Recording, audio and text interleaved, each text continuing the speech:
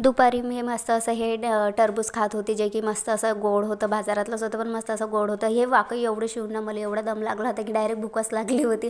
म्हणून म्हटलं सर्वात आधी तर पहिले हे खाऊन घेते. टरबूज खाल्ल्यानंतर आता सर्वात हिवाळ्यात म्हटलं म्हणजे सर्वात टाईमपास करणारी भाजी जे असेल ते म्हटलं म्हणजे हे मेथीची भाजी, जे की सर्वात टाईमपास करते.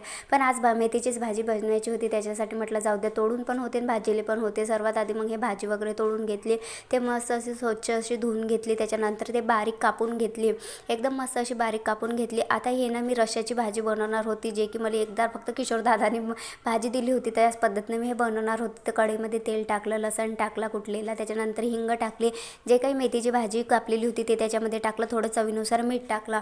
ते मस्त असे ते शिजू दिलं. तोपर्यंत भाजलेले शेंगदाणे घेतले, 5-6 हिरव्या मिरच्या घेतल्या, आलं लसण कोथिंबीर थोडं जिरं मीठ टाकून मस्त त्याची बारीक पेस्ट केली. मेथीची भाजी शिजल्यानंतर जेवढं पाणी हवं ते आणि जो काही मसाला बनवला होता तो त्याच्यामध्ये टाकून दिला. तर असे